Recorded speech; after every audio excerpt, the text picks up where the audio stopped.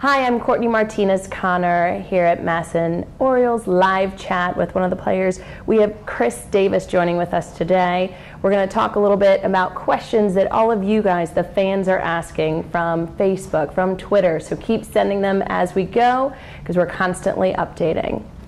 All right, how's the season going so far? It's good. It's good. We are. I feel like we're starting to kind of turn things around. I feel like the last time we were in town, we were kind of getting hot against the White Sox and the Red Sox. So hopefully we can, start that back up this homestand and continue the winning baseball. Okay. Now, first question coming in from actually BJH on Twitter. They say, Crush D19, what do you like to do for fun? Especially when you have your time off, which there's not much time off. Right. Most of the time, during the off season, I hunt a lot. When it's not hunting season, which you can pretty much find a season for anything. But when it's not hunting season, I play golf. I'm not very good. I always say that once baseball's over with, I'm really going to dedicate my time to getting better at golf. But those are pretty much my two hobbies. Just anything being outside. And then how about when you travel to other cities? That's their other big ask. I think the biggest thing is just kind of seeing what the city has to offer. Certain cities, have a lot of history. If we go to Philadelphia this year, there's a lot of history there. We were just in Miami, even though it was a quick 3 days. Just kind of doing some touristy stuff. We don't really get out a lot during the day. A lot of times you're resting, but in Seattle they have the fresh market or the market, and they actually have a really good market in Cleveland, which I found that out a couple years ago. So anything in the city, just kind of walking around and seeing what's going on. Any favorite cities that you like to visit? Man, I always enjoy going to the West Coast, L.A., Seattle, Chicago is always fun. I feel like any city that has a big league team is usually a big city, so it's there's always something to do there. All right, from Orioles Memes, another Twitter question. What was it like to hit a homer in the game with no fans? That's going to go down in history, we realize. It was weird, there were a lot of emotions that day, obviously with what was going on in our city and kind of everything that was happening around us. We were all a little uneasy, and I don't think we were real excited about playing with no fans, especially here. We have such great fans, and this place can just get so loud when it's filled up. It was really weird. The crack of the bat, you could really hear it off the seats. It just kind of echoed off the seats. And then you hit first, and all you can hear is our dugout cheering. And I guess everybody knows about the fans that were in left center. I guess there was some sort of delay. I don't know if they were listening to it or if it was on the jumbotron out there, but about halfway between first and second, I hear everybody out there cheering. So that was really cool. But if I had a choice between having no fans and having this place filled up, I'd choose fans anytime. Okay, probably not even like a Little League game. At least your parents were there. Yeah, no Capri Suns, no Lunchables, in between innings. It was tough.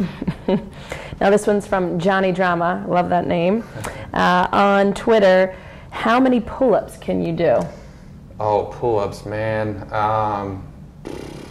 If I was just maxing out, I'd probably say 25's a stretch. That would be like, I think my best effort. I've never been good at pull-ups. I have a big lower half. Yeah, I have a big lower half. I do a lot of pull-ups. That's not good, 25? I feel like 25 is pretty good, but I know guys that can bang out like 100. It's just some guys that have a knack for it. It's not one of my strongest exercises. I think that sounds pretty good. This one's from Michael Jabs on Twitter. He wants to know, if you were one of the Butt Garden gnomes, where would you keep it? I don't even know what that means. A garden gnome? Oh, the little giveaways. No, I know little bottles, mate. Yeah, the little David the Gnome bugs. Where would I keep it? I don't know. I would probably keep it someplace like sneaky, where it was very subtly put. Maybe I try to think about the clubhouse, but we have all kinds of stuff going on in there. You know what? I might keep it in my pocket. Maybe I'll get some pants like Buck has with the little front pocket, and just keep him. It's not a fanny pack, is it? Keep him right. No, This is a conversation topic a few weeks ago, or I guess about a month ago. Buck always has the front pocket. He did it and started in New York, and he's always had it since then, so we kind of wear him out about that. Let's see. This one's from Deborah Megan 19 on Twitter. She says, "How was Manny's charity bowling event last week?" It was a lot of fun. I really enjoy bowling. I think that's it's something that pretty much everybody can do, and it's always good when you have a chance to get around the fans and they can kind of see you, in a different environment and kind of talk to you a little bit and get a chance to hang out with you for a few hours. I had a lot of fun. My team was stacked. So your team won? No, we didn't win, which was crazy, and it was probably due to me. The first game, it was me, Caleb Joseph, and then about 5 other people. In the first game, we were on fire, and the second game, we might as well not even been there. But a lot of strikes, spares? Yeah, we had a lot of spares, a few strikes, but we had a guy and a girl that were just knocking them down. And I think Kirby got hot at the end and ended up winning, which was the last thing anybody wanted. So obviously it was a fun time. It was a good time. All right. A few fans want to know this question, so this kind of goes out to a lot of people. What's the significance of 19? I didn't really ever wear 19. I was number 20 in high school, and if you know anything about Little League or high school, it's pretty much the lower numbers are the smaller jerseys. Mm-hmm. So obviously my favorite number growing up was 7, but I wasn't getting 7 in high school. I wasn't fitting in that jersey. So I wore number 9 when I was younger as well. 7, like I said, was always kind of my number. And when I was drafted by the Rangers, I knew Hank Blaylock was number 9. He was their starting third baseman, and at the time I played third base. So I went to Spokane and I said, "Hey, can I have number 19?" And for whatever reason, I had it at every level since then. I think I wore number 21 in Frisco in 2008, but every other level, including the big leagues, I was number 19. And then ironically, the guy I was traded for over here was number 19, Koji. And it was just something that kind of stuck, and now it's kind of, I've kind of adopted it as my number. I kind of think it's actually kind of adopted me. So, it's kind of a cool story, I think. Yeah. Kind of add that number 1 in front of the 9. Right. There you go, the number 1, number 9. If you hadn't taken up baseball, what career would you have preferred to do? And that question is from Daniel Atlantic Bonser from Facebook, our first Facebook question from AstonSports.com. There are a lot of things I thought I would be doing. I really enjoyed playing football. I think when I kind of looked at a career at baseball, your lifespan is a little bit longer. As far as the sport's concerned, it's a little less demanding on your body. There have been times where I thought I wanted to coach or do something like that. I don't know if I have the patience to coach. And I think my biggest passion is I'm extremely adamant about my faith and I've outspoken about my faith, and I think being a youth pastor is something that's kind of always appealed to me. Not only being able to impact kids maybe through a sport or something like that, but really have a chance to speak into their life and teach them a little bit about what God has done in my life. Mm-hmm. Now, how has that impacted you on the field, giving you the grounding? Yeah, it's funny because I'm such a different person now in Baltimore than I was in Texas. I was really a hothead when I was younger. I was called up when I was 22, and I was just, happy one minute, ticked off the next, and I think it's just given me a lot of perspective. And it was actually right before I was traded over here where I kind of just was like, you know what, this game is important to me. It means a lot to me, but it's not the end-all, be-all. And there's a reason why I'm here. A bigger reason than just to hit home runs and drive in runs. So, I think that helps me out a lot of times, especially when things aren't going that great. All right. Another Facebook question. Ryan F. wants to know, how have the new guys fit into the clubhouse? Really well. That's a good question. I've never been around a group of guys that is just so welcoming, and it's, I always thought that the clubhouse in Texas was such a good clubhouse because you had veteran guys who really respected the game and really understood what it meant to play the game the right way. And the younger guys kind of adopted that attitude. And then I got traded over here and knew a few guys, didn't really know a lot of them, but I think it's just a comfortable clubhouse. If you come in and you're a visitor, you really feel like you can, be a part of the team, be a part of the atmosphere without having to watch everything, you say or do. I mean, you're going to get worn out regardless because that's just kind of what we do. But it's such a good group of guys, and I think the new guys will really fit in well, and it feels like they've been here for years.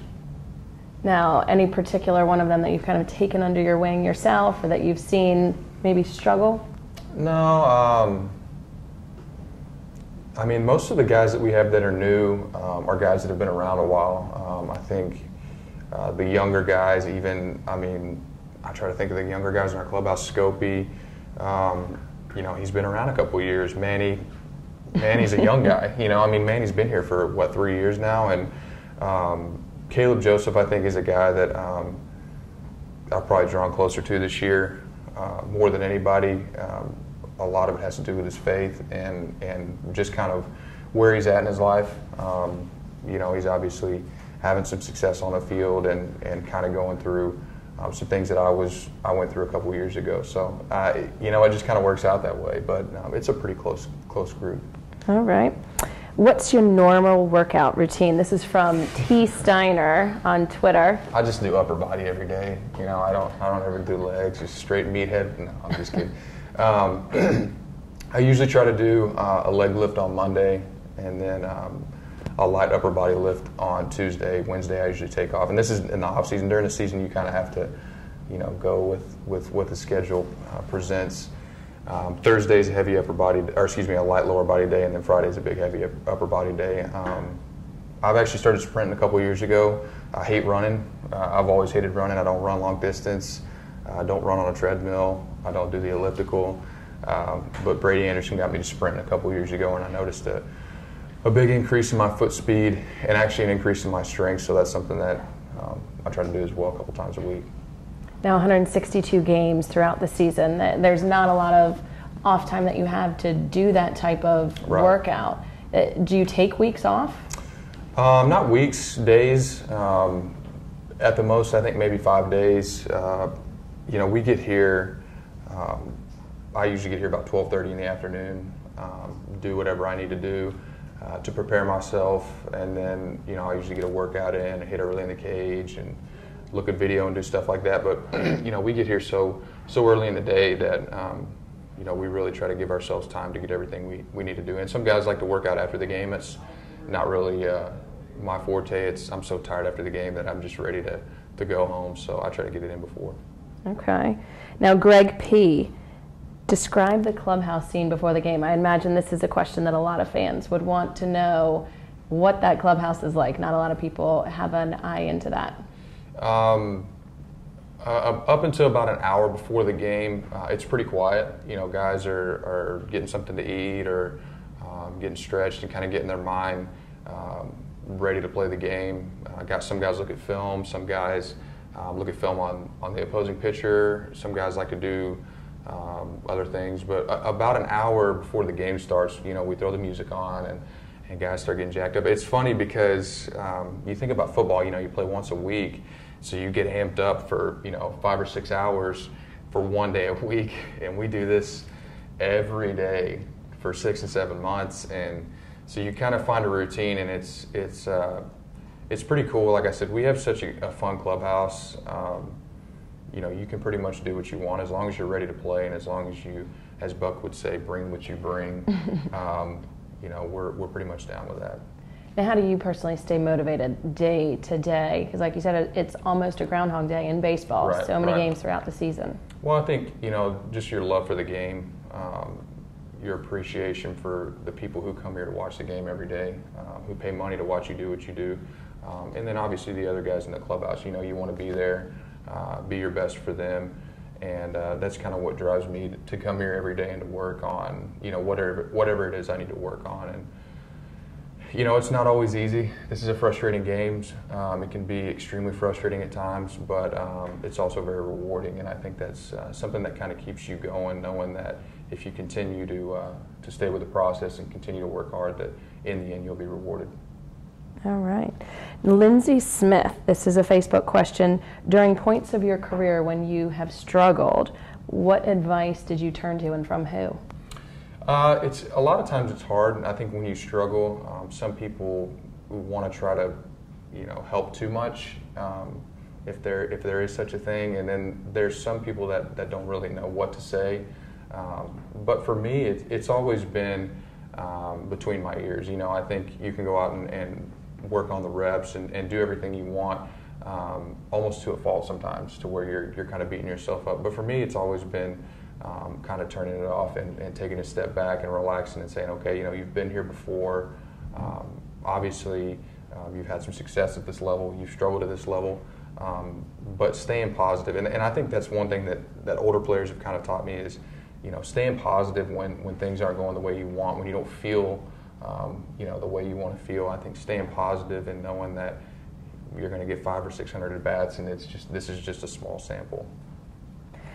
All right, now your all-time favorite baseball player. I imagine this has to be a tough one. There's so many good ones out there, but Lisa Smith from Facebook sent this question in. All-time favorite baseball player? Man, it's, Pudge Rodriguez was a guy that I loved growing up. I was a catcher when I was little. Like I said, my favorite number was 7. He was probably my all-time favorite. Ken Griffey Jr. was a guy I really loved. The thing that's funny is, since I was traded over here and I had a chance to meet Brooks Robinson, obviously I knew who he was beforehand, with the defense and the 16 Gold Gloves and just the amazing player that he was. But then I met him and I had a chance to get to know him a little bit, and I've heard just countless good things about him, about what kind of person he was, and he's now kind of as an adult, I would say, is probably my all-time favorite, just because of the person he was. Okay. Facebook question, why do you eat at Blue Moon Cafe? Because it's unbelievably good. It's funny because I usually only eat at Blue Moon on off days, because when you eat there, I almost always get the Captain Crunch French toast. And last time I had like eggs, potatoes, bacon, and I asked him for a side of gravy. I love gravy. I'm from the South. We put gravy on everything. And I just like dumped gravy all over it. And then I had the Captain Crunch French toast, and I was so miserable, but I was so happy when I left. But I usually eat there overfull. And it's like halfway through the meal, I'm like, I'm not even gonna be able to finish this, but I just kept eating. And it was one of those things where I do it on an off day because there's no way I could eat that meal and play a game that night. I would just be rolling around on the field. So, it's probably one of my favorite spots in Baltimore. Definitely my favorite breakfast spot, and it's just, why would you not eat there? That's my question. It's funny that they ask that, because I've seen interviews that you've done talking about Blue Moon Cafe. I almost they get a lot of shouts. I almost get emotional. Now compare your arms with MASSonSports.com's Rock. Oh, Rock. He doesn't wear as much tight-fitting stuff or sleeveless stuff as I do. I think a lot of that, has to do with his job. He usually has to wear a collared shirt. Brock has nice arms, and over the course of the season, I'm not going to say that his arms are bigger than mine, but we play every day. During the summer, it gets really hot here. We lose weight. Mine are a little bit slimmer, but I always see him eyeballing me whenever I'm walking around the clubhouse, and it's not so much of a look as it is just kind of like a longing in his eyes. So he works hard, and I respect him for that. But question is, can you do 25 pull-ups? Exactly. Okay. Another Twitter question, Ovech King. What's your favorite music to pump you up before the game? And my walkout song is Red, which is kind of an alternative Christian band. Anything that rock or alternative rock. I've done as much as like 3 Days Grace. My favorite band growing up was Incubus. Breaking Benjamin is another one. Chevelle. I like hard, aggressive music. My wife does not enjoy that, but I listen to it a lot. It's what I work out to, and it just kind of gets me going. Is that the same music that you dance to in the clubhouse? You can't really dance to that music. You can jump Bob around, yeah, but no, the music that Josie's talking about is almost 100% rap. That's what's usually playing in our clubhouse before the game. Rap music, as he refers to it, ratchet music, which is, I think it kind of gets guys going. We have such a wide range of taste in music in our clubhouse that it's kind of always up for grabs, but it's usually right before the game. Okay, and last question here. How do you try to go to opposite field? That's a big one. Yeah. Secrets. Yeah, you know, it's something I don't really try to do, and actually I get in trouble when I try to go that way, which is funny because, you know, I've heard a ton of people talk about hit the ball to left center, and there have been times when I've actually rolled over a pitch, which means you pull it to the right side because I've actually been trying to go that way. Or you foul a pitch off. To me, a lot of it is just letting the ball travel. And it's something that I didn't really learn how to do until my first year in the minor leagues. I had a hitting coach that kind of taught me to go the other way. I was a dead pull hitter growing up in high school and college when I was first drafted. And he kind of taught me how to let the ball travel and take advantage of my power to the opposite field. So, you know, I hit a double there the other way to left center on Sunday. I think it was Sunday in Miami, and it was it felt good. So hopefully continue to do that. Great. Well, thanks so much for joining us. I'm Courtney Connor. This was Chris Davis with the Orioles. Go to massonsports.com.